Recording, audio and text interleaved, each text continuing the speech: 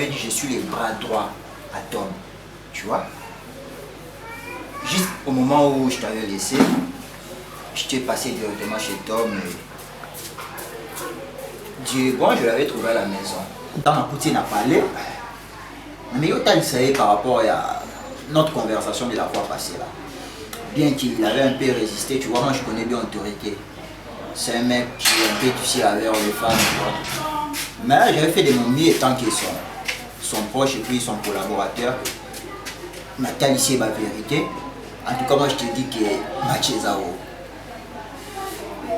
Pour moi, mais je te dis, il y a des gens qui l'effort, soit tu es au Benga et au Coméré. Comme vous êtes défendu, non? Je ne comprends pas ce beauté. Mais on a eu ça, on a autorité tout ça. Je dis pour moi, maman, je l'ai vendu. Moi, ça fait ça, Ça beauté, tu veux me dire que tout est ok, je peux l'appeler maintenant? Je crois que je peux quitter chez moi, ne risque ici, je peux raconter. Non, juste je vais confirmer quand même. Moi, je te confirme, appelle-lui, écris, tu verras. D'accord. Fais-moi mon budget dans le mois, on m'a déjà. Ok, donc je te paye le transport parce que je peux déjà partir. Si vous avez transport, solo la bière, transport est le mois qui est bon, on solo la bière.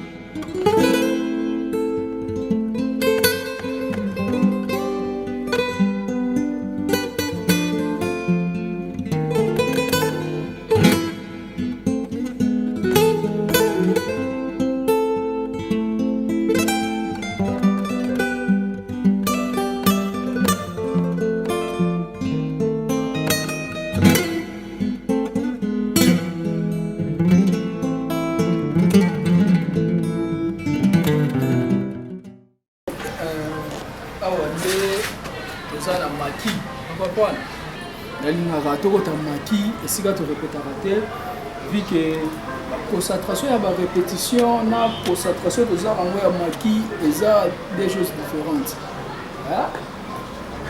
Tout se concentrer, on a dit que Migolo, mais surtout ma couleur, te perdre ma couleur.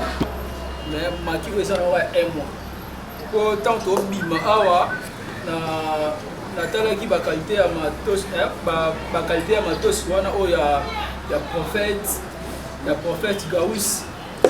Biwanga ya ministry le mouvement du Saint-Esprit tellement pareil les ba qualité à kitoko à mon avis par exemple une qualité forte ba qualité bien so na ba dans ma peut imisa ce ba couleur européenne bien parce que nzambo wana ya Fallon Madede passe à Paris petite sœur bendi na fan wa ye wana nini on comprend pas Fallon Madede wana aza tout le monde a Paris.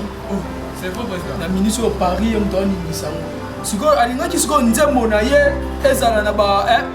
Tellement nous déjà qui toko, et ça n'a pas tout ça peut dans le matériel et qui toko. C'est pas quand nous avons fait tout ça avec Blandine à fan.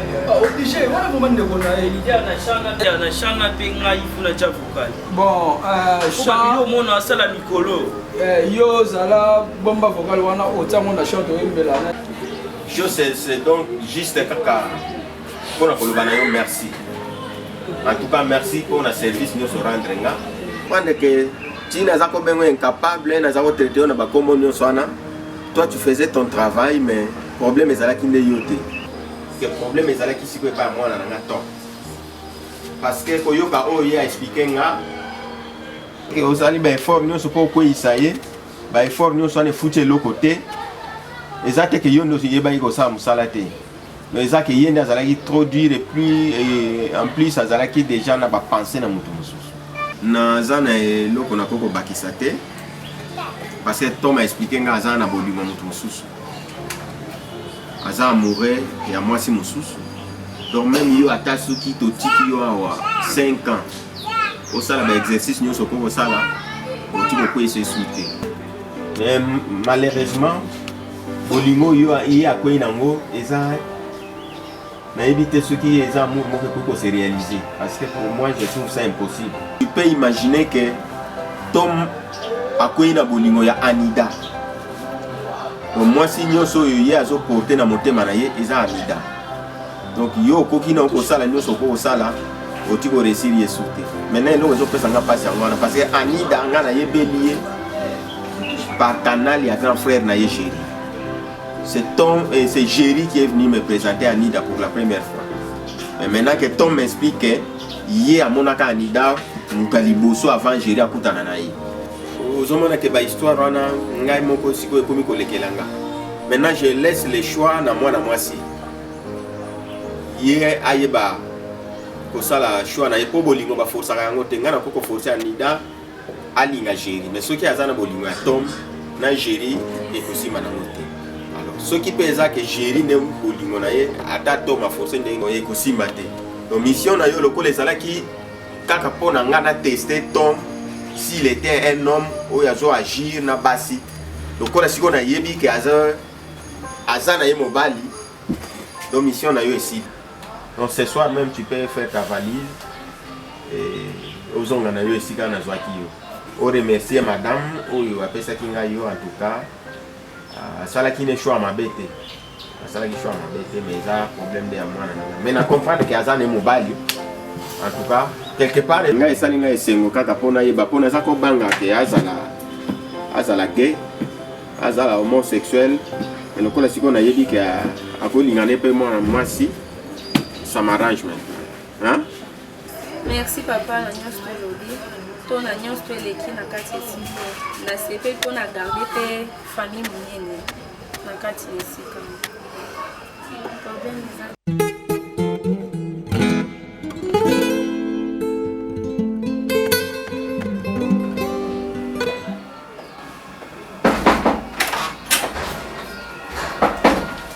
Oui. Entrez. Bonjour ma fille. Ça va? En place. Merci. Irène. Ça va? Alors, quelle nouvelle ma fille? Rien de bon, je suis venue chercher ton papa. Tu voulais voir Tom? Oui, papa. Mais malheureusement, il n'est pas là. Il est sorti très tôt ce matin, donc je ne sais pas où est-ce qu'il est parti. Je croyais même qu'il est à la répétition. Toi, tu n'étais pas là-bas? Non, je ne suis pas allée là-bas. Ah, mais il est sorti. Bon, mais ça tombe bien que tu sois là, ma fille. Parce que moi aussi, je voulais d'abord te parler. Tu sais, Rihanna, je suis tellement déçu de tes comportements. De quoi? À ce que tu fais. Imaginez, l'autre fois quand on était avec toi, là, au véranda, on était nous deux là-bas. Tu me parlais de Tom. C'était comme ça aussi, tu étais venu les chercher comme tu viens de le faire aujourd'hui. Et je t'avais posé la question, pourquoi tu viens chercher Tom à la maison? Tu sais ce que tu m'avais dit ce jour-là? Tu m'avais dit, papa, je suis tellement amoureuse de Tom, j'aime Tom, mais Tom ne s'occupe pas de moi. Il ne veut même pas me parler, moi je le poursuis partout. Tom ne veut même pas me regarder, tout ça. Et moi j'avais cru à ce que toi tu me disais, ma fille. Je pensais que tu aimais vraiment sérieusement mon fils. Oui, papa, je tiens toujours à ce que je vous avais dit l'autre fois. Alors, mais quand tu tiens à cela, comment c'est possible que je puisse voir les images entre toi et Géry, que vous étiez ensemble et que toi tu sors encore avec Géry? Tu ne le savais pas que Géry et Tom sont des frères? Ce sont mes deux fils. Comment est-ce que tu peux me dire que toi tu aimes Tom pendant que tu sors encore avec son grand frère Géry? Hein? Ma fille, moi j'ai vu les images dont toi et Géry, vous êtes en amoureux. Vous vous embrassez, vous faites des jeux comme ça. J'ai vu ça.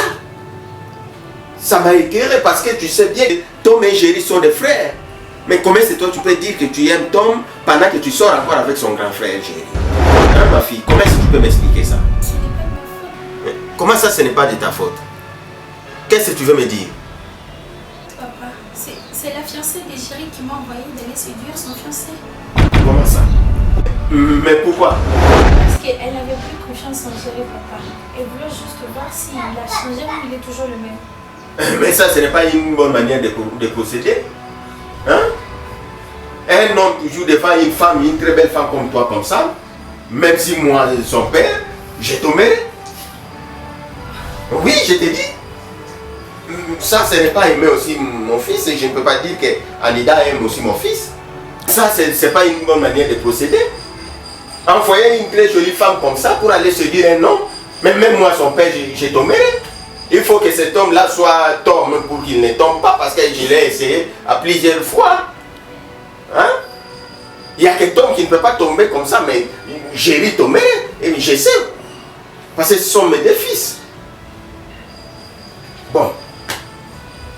De toute façon, je pensais que c'était toi qui avais fait ça de ta propre faute. Mais c'est pas grave. Comme il n'est pas là, tu peux disposer.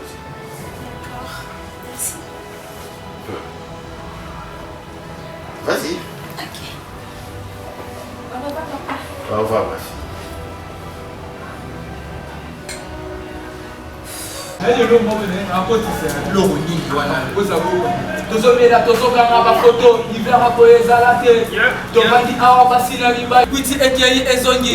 Déjà, batu ya kwiti bempoli boso de melito langwe toyo kakali susu tolide bon filmer que manger j'ai bu ce zanango normal mini pas chez quelqu'un je suis fier de moi où elle est mal c'est là de bon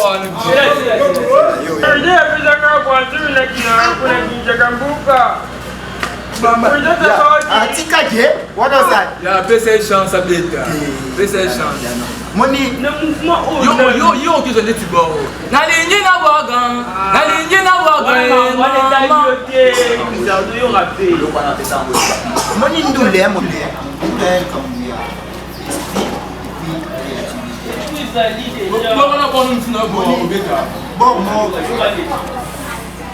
Nalingina boga, nalingina boga, na boga, nalingina boga,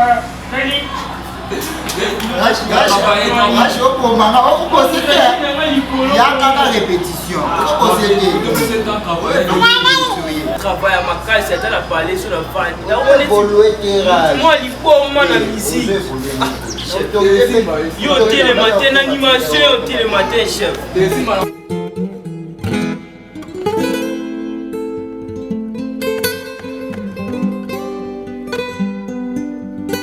Ma fille, tu as mal agi. Tu as vraiment mal agi que moi, je suis même en colère.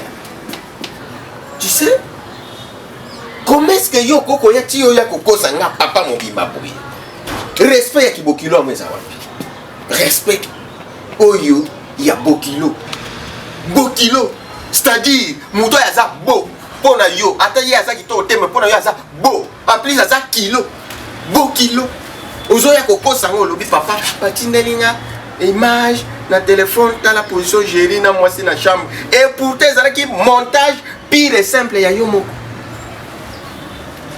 Tu as organisé ça et tu as agi aujourd'hui kaka pio na yo oche ça peut me pousser la fille que je connais bien Irena. Qu'est-ce que tu croyais? Quelqu'un n'a connaît pas que yo au sali piège, tu as piégé mon fils. Au tineli moi c'est qui te connaît moi. Attends yo mon hein dans la biso pas. Quand toi tu as pris Irena au tiki na chambre na mobile na yo. Qu'est-ce que tu imaginais? Que Jerry allait résister? Hein ma fille? Non. Soyons sérieux quand même. En tout cas, papa, je m'excuse vraiment. Donc, vraiment, qui ont prêté parce que je n'ai plus vraiment confiance à Jerry. Mais ce n'est pas de cette manière-là qu'on peut prouver la confiance, ma fille. Toi, tu crois que la façon de prouver la confiance à ton fiancé, c'est ça, là, est bon? Mais papa, si réellement vraiment que Jerry a vraiment un thème mobile. Même si rien abîmé qui est. Maman, devant une femme comme ça dans une chambre. Attends, ce qui m'a baillé en haut, il faut à la carte à Jésus. Ani d'avoir refoulé dans musique nae. Ce gars Jerry a essayé Ani d'ake. Aluka quel susté. Ani d'avoir fumé un thème en ngai. Mais au faire à mesure Jerry à comprendre le côté à comprendre bolingo on a la lignité. À comprendre poser mon thème en ngai. Je vais continuer à Ani da papa. Et risque ma comme c'est ça. Donc, est-ce qu'on y dit que ma camion il y a un doit se mettre de tout. Les frères se mettent de troubles dans la situation il y a Géry, dans Anida, de troubles les aïeux. Tu n'as même pas honte aujourd'hui quand tu me demandes, mais il y a ça Géry, Atika Anida. Et pourtant, il y a aussi tout solo là, on a dit ça, on appelle ça une instruction par rapport à la situation. Maintenant, je comprends que tu aimes trop Anida et que tu ne peux plus supporter au monde ailleurs peut mettre en Géry. Mais tu oublies que Géry a présenté un gars déjà qui a fiancé. Bon, maintenant, toi, tu veux que un papa n'a pas de makamane, n'a jugé, n'a dit ça Géry. Bon, Géry, n'est-ce pas boyer. Anida, il y a que soutien Anida, quand il y a soutien, pour Anida comme fiancé, il y a Tom. Parce que quand on a Géry, son papa, il ne comprend pas. Mais quand lui ne comprend pas, si on comprend que papa n'a il faut aller dire ça. Si on y a la place là, imaginez moi si on présente déjà na papa na bino qui a fiancé na yo. Et puis on connaît peut-être pas na bango. Okuta kana mutu mona nzela zo ça moi si on ngana linga ya va yo okuta na ye. Et mutu amokuta a plus forte raison frère na yo.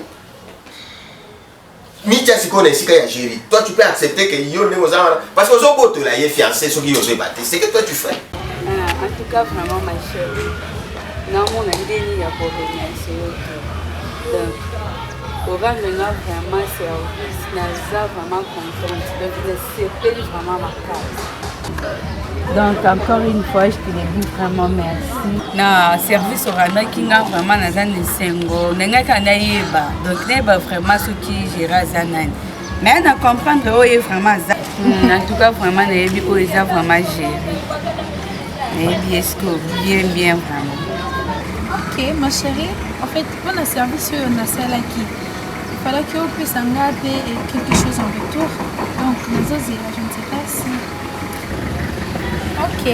Mais si tu as déjà parlé avec ton père dans ma campagne, pour ça, vraiment.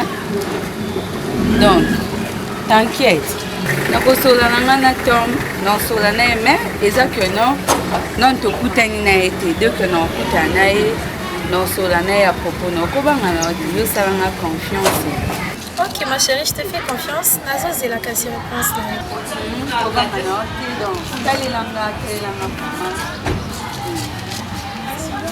Ok, on s'appelle alors.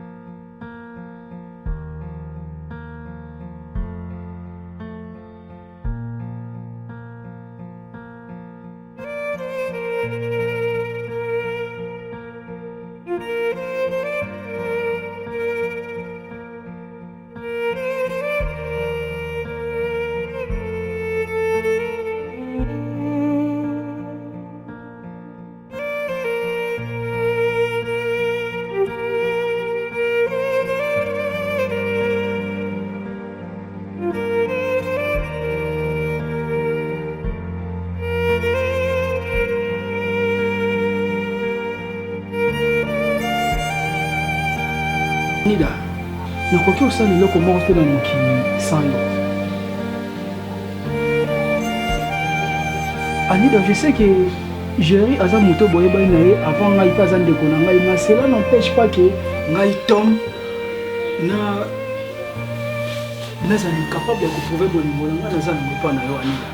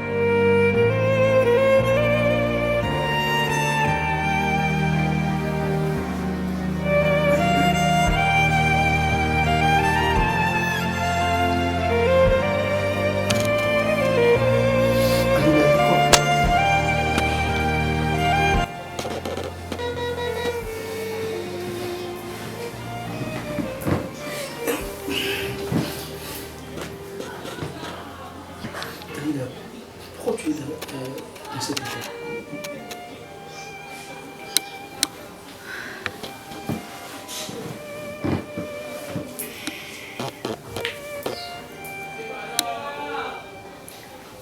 Donc, je ne sais pas comment te le dire, mais c'est que j'ai à te dire que Jerry m'a trahi. Jerry, il t'a trahi. Il t'a fait quoi, Régis? Je ne sais pas.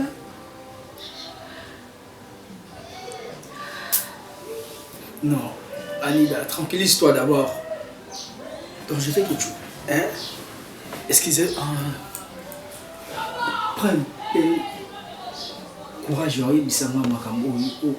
on ne connaît pas soi-disant de qu'on a géré ça. Prends le courage, il y a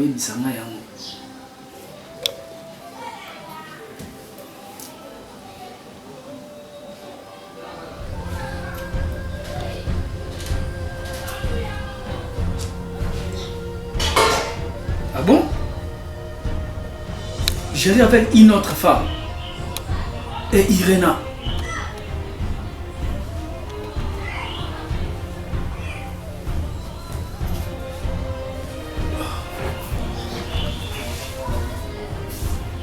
Tu sais, Anida, je crois maintenant, Yomoko, Oyebi, tu es géré et peut-être au Tigana pour battre qui est homme. Anida, je te dis souvent, personne t'aimera mieux que moi. Et Anida, je te dis souvent, personne t'aimera mieux que toi.